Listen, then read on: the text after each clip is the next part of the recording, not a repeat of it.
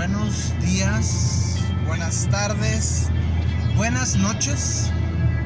Depende de a qué hora estén viendo esto. Estamos escuchando el disco Death Magnetic del año 2008. Uno de los regresos de la banda favorita de muchos, Metallica. Producido el disco ni más ni menos que por el señor Rick Rubin, productor de los Beastie Boys, de Danzig, de Slayer, de los Red Hot Chili Peppers, entre muchos otros. The Strokes también fue un grupo que produjo Rick Rubin. Death Magnetic es un disco que me gusta bastante. Como les digo, es un disco de regreso, es un disco duro. La producción de Rick Rubin siempre es minimalista y en esta ocasión ayuda a mostrar el músculo, a mostrar en aquel entonces que Metallica todavía tenía cosas importantes que hacer y decir. Un espectacular regreso, un buen trabajo de todos. De Robert Trujillo, que se integra a la banda en el lugar de Jason Newsted. Y bueno, un buen trabajo en el departamento de riffs por parte ni más ni menos que del señor James Hetfield, una máquina, una auténtica máquina de riffs. Y acabamos de ver la serie de Netflix del señor Arnold Schwarzenegger, que se considera una máquina en el gimnasio. Bueno, en la guitarra, el señor James Hetfield es a quien debemos señalar como una máquina de hacer riffs, buenos riffs, hasta cierto punto. Son las 7:28 del lunes 19 de junio del 2023. Vamos un poco tarde, iniciando el viaje un poco tarde a comparación de otras semanas, pero hay que recordar que esto no es un auto, es una máquina de tiempo. Acabamos de ver el día de ayer, Día del Padre. Felicidades a todos los padres, me incluyo. Felicidades a mi padre, que aprendí muchas cosas de manera un poco complicadas con él, pero aprendí muchas cosas, tengo que decirlo, y todavía al día de hoy lo sigo diciendo y presumiendo. Hablando de máquinas del tiempo, ahora sí, una de las preguntas favoritas de mis hijas, hablando de Día del Padre, que si se puede viajar en el tiempo. En cierta forma sí, en cierta forma no, o digamos que teóricamente sí, pero ya prácticamente podemos decir que no. Hay películas que sin duda hablan sobre viajes en el tiempo y me resultan bastante interesantes. Está esta película, a ver si no me equivoco con el número, creo que era 12 monos, que sale Bruce Willis y Brad Pitt. Es una de mis películas favoritas con respecto al tema del tiempo, al tema de viajar en el tiempo. Es obviamente una obra de ciencia ficción que llevó el director loquísimo Terry Gilliam al cine de forma espectacular. Y si no me equivoco, incluso hay una serie que no he visto, pero quizás valdría la pena explorar, sobre precisamente esta película de 12 monos. Obviamente hay otra película muy interesante, que es El Día de la Marmota, si no me equivoco el nombre, que habla de los bucles en el tiempo. Hay una serie en Netflix, Muñeca Rusa o algo así, que básicamente trata el mismo tema de los bucles en el tiempo, de repetirse incesantemente en el tiempo. Es algo importante, es algo interesante el tratamiento que le dan a esta película y estas series a las paradojas en el tiempo. Y bueno, obviamente está el clásico Back to the Future con Michael J. Fox, que obviamente creo que pienso que se convierte en la principal referencia que tenemos con respecto a estos viajes en el tiempo.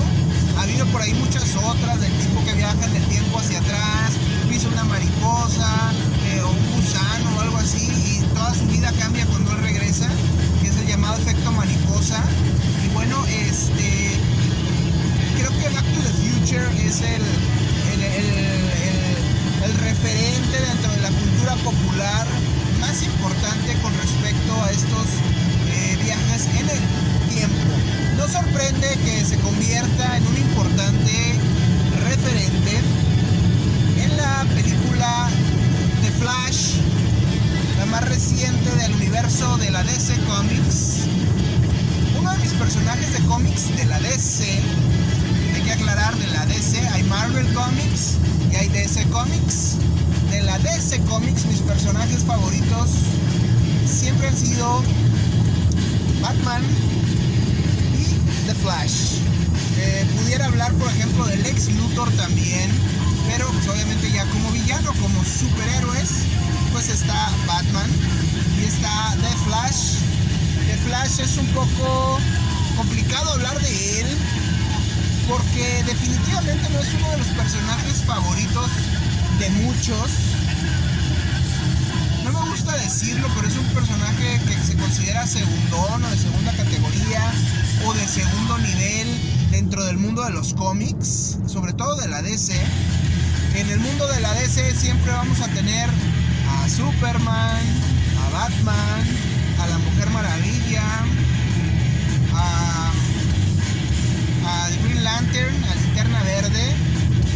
Y bueno, inesperadamente, en épocas recientes, está Aquaman también, como otro de los personajes favoritos del público, interpretado por Jason Momoa, que creo que Momoa ha tenido gran parte del éxito, gran parte de la responsabilidad del éxito de este personaje en años recientes, que cuando yo era niño Aquaman no era nadie. Cuando jugábamos a la Liga de la Justicia o a los Super Amigos, como se llamaba esta caricatura, nadie, absolutamente nadie, quería ser Aquaman. Aquaman era un personaje aburrido, era un personaje muy limitado, muy acotado. Arthur Curry, si no me equivoco, se llamaba el personaje. No llamaba la atención de nadie. Y esto, si han visto la serie The Boys, se darán cuenta que está el personaje de Deep o Profundo, que es básicamente una sátira, pudiéramos decir, de Aquaman, del Aquaman original. Y precisamente en la cinta lo muestra como un personaje muy aburrido, muy acotado. Y lo que lo hace importante son sus problemas personales, no su vida como superhéroe. Algo que pareciera invocar a la vocación de hacer personajes con problemas personales que tenía Stan Lee y la Marvel Comics, pero ya nos atravesamos. Regresemos y bueno, llega el último, después de las películas de Superman, de Batman, de Wonder Woman, de Green Lantern, de Aquaman, y solo faltó que sacara una película de Cyborg antes. Pero bueno, aparece por fin la película The Flash, protagonizada por el actor Ezra Miller, un cuate con bastantes problemas fuera de su personaje. Es un actor bastante excéntrico, me recuerda mucho a Jared Leto, que los cuates tienen una vida muy peculiar, muy cuestionable, muy extraña, muy a su manera, que para poder apreciar su trabajo como actores hay que separar por completo su vida personal. Jared Leto ya ha hecho varios papeles que le han merecido premios, aunque no es un actor que pueda hacer un protagónico todavía. Es un actor bastante extraño como para hacer un papel protagonista. Sin duda el cuate tiene talento, actúa muy a su manera, Jared Leto, y bueno, tiene su carrera como músico, con su banda y con su muy extraña manera de manejarse. En el caso de Ezra Miller sucedió lo mismo. Durante la pandemia, durante los confinamientos por el COVID, el actor armó una especie de comuna en Finlandia con amigos, con otros personajes, y bueno, se metió ahí en varios problemas. Ya lo acusaban de ser líder de un culto y bueno, obviamente de aprovecharse de las mujeres que atraía ese culto y que obviamente atraían su personalidad. Separemos por favor la vida personal de Ezra Miller y hablemos de la película de Flash, la última que llega prácticamente de este universo de la DC. Batman ya tiene varias películas, Superman tiene varias películas, La Mujer Maravilla tiene 2 películas, y creo que Aquaman ya va por la segunda, y The Flash apenas llega con su primer película, una película que precisamente, estamos hablando de The Flash, estamos hablando de que lo que más me gustaba de este personaje es que cuando leía sus historias, obviamente abordabas un tema que tenía que ver con la ciencia. Obviamente estamos hablando de ciencia ficción, pero hablamos de la ciencia con un estilo muy de Julio Verne. No era ficción nada más, era ciencia ficción, y hablábamos del tema de la relatividad, de la gravedad, de temperaturas de congelamiento, hablábamos de energía nuclear, energía solar, hablábamos de fricción, aceleración y cosas que se me hacían padrísimas en los cómics, temas de física obviamente, de química, que era lo que me llamaba mucho la atención y en lo personal me atraía mucho el personaje. En la película precisamente se maneja el tema de las paradojas en el tiempo, un tema que platico mucho con mis hijas, que si regresaras en el tiempo y cambias algo, alterarías el presente y obviamente el futuro. Siempre he visto el viajar en el tiempo o la manera en que se maneja el tiempo no como una línea recta siempre avanzando hacia el frente, sino como varias líneas, varias capas, varios niveles en el que lo que está pasando sucede de alguna forma en varios niveles, en varias dimensiones y de forma paralela. Curiosamente, o bueno, de ahí salieron mis ideas obviamente de los cómics y de algo de física que leímos en la escuela. Aparece en la cinta de inicio, y esto es algo muy interesante, aparece el Batman de este señor Ben Affleck, novio de J-Lo, aparece al inicio. Después, a mediados de la película, aparece el señor Michael Keaton, el mejor Batman que ha existido en el cine.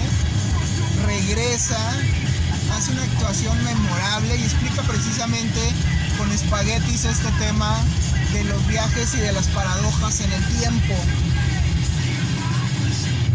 Es espectacular ver a Michael Keaton regresar a su papel, hacer algo así como el Batman de Frank Miller, de la novela de Frank Miller, que ya regresaba viejo, canoso, inclusive es un ermitaño que ya vive solo en una casa casi abandonada, en la mansión Wayne, casi abandonada. Y bueno, lo hace sin duda de una manera espectacular Michael Keaton, y pienso que es uno de los grandes atractivos de la cinta. También aparece por ahí esta chica Sasha Calle, si no me equivoco, que hace la versión femenina de Superman. Obviamente estamos hablando de un universo alterno, de viajes a universos paralelos, a dimensiones paralelas, a otros universos, multiversos o versiones del tiempo. Y bueno, así como Michael J. Fox tuvo que ayudar a su versión del pasado cuando viajó al pasado precisamente. Así al personaje de Ezra Miller, a Barry Allen, le toca regresar en el tiempo, obviamente tratando siempre de resolver el tema. Se basa en la historia Flashpoint de los cómics, en donde Barry Allen trata de salvar a su madre, de salvar a su padre, ya sabemos cuál es el tema, y este enlace o punto en común que tiene con Bruce Wayne, que también perdió a sus padres de forma diferente. Entonces Barry Allen trata de viajar al tiempo, hace por ahí su desmadre, obviamente cambia cosas, se encuentra con su yo del pasado, y bueno, suceden ahí situaciones bastante especiales, bastante interesantes. Creo que el hilo principal de la historia es espectacular. Los adicionales a la historia son un tanto simplones, pero hay que entender lo complejo, lo complicado que debió ser manejar esta historia, con su obvia complicación, con su obvia complejidad, manejarla en, pudiéramos decir, pero tan poco tiempo. Obviamente 2 horas a veces no es suficiente, pero hay que decir que el director Andy Muschietti, un argentino que había hecho la película Mamá, que nos encantó a mi esposa y a mí, una película de terror, pero le tocó enfrentarse a esta cinta, a esta complejidad, y lo hizo de una manera bastante interesante. Creo que vamos a saber o a conocer más de Muschietti más adelante. Ya demostró ser un muy buen director, y bueno, lo sorprendente es que el señor Ezra Miller hace un extraordinario trabajo actoral, podemos decir. Me tocó ver la serie de The Flash en televisión privada, en televisión de cable, y sale el actor Grant Gustin, que lo hizo por muchas temporadas, acaba de terminar la serie. Y bueno, cuando salen estas cintas de la DC y aparece Ezra Miller ya como The Flash, como Barry Allen, pues sí, fui de los que se preguntó, pero si ya tienes a Grant Gustin bien consolidado como Barry Allen, ¿para qué metes a alguien más? Y teníamos esta versión muy seria, por así decirlo, que maneja Grant Gustin en las series de televisión, y teníamos esta versión un poco frágil, un poco nerviosa, un poco extraña, quirky, de Ezra Miller, que no me acababa de convencer, y decía yo, qué gran error que hayan puesto a otro personaje, a otro actor en el lugar de Gustin, siendo que Gustin ya había desarrollado muy bien ese personaje en las series. Pues déjenme comentarles que es de grandes mentes cambiar de opinión, es de genios cambiar de opinión. No me considero genio, pero cambio totalmente mi opinión después de ver esta película de The Flash, protagonizada por Ezra Miller. Miller hace toda una obra de arte del personaje de Barry Allen, muy complejo, muy divertido, muy extravagante, muy excéntrico. Sí, sin duda Miller transmite algo de su personalidad a este personaje de Barry Allen, y pareciera que viéramos en un momento a Pee Wee Herman haciendo a Barry Allen. Es extraordinario la manera en que Miller desarrolla el personaje, es extraordinario sus dotes para la comedia física, un poco de Buster Keaton por ahí, un poco de Pee Wee Herman, y bueno, sí pierde un poco la parte de investigador científico a manos de Ezra Miller, el personaje, que es algo que desarrolló mucho Gustin, pero gana en vivacidad, gana en inmediatez, gana en agilidad, gana en, no sabría decir si en humanidad, pero lo hace de forma muy especial Miller. Creo que cambió mucho mi opinión después de ver la película. Me pareció muy interesante el tratamiento que le da Miller. Y bueno, preferiría yo en lo sucesivo ver a Miller que a Gustin, pero probablemente los problemas personales de Miller hayan puesto fin, paradójicamente, irónicamente, a su futuro como The Flash. Curioso que la vida de Ezra Miller y su pasado, las cosas que hizo, obviamente, al igual que en la historia de Flash, estén alterando el futuro. No les cuento más porque es una película que hay que ver para entender, para tratar de entender algunas cosas. Es una película que vale la pena mucho apreciar, aunque los temas de Ezra Miller, los temas de que The Flash no es uno de los grandes personajes de la DC, le va a restar, le va a quitar puntos.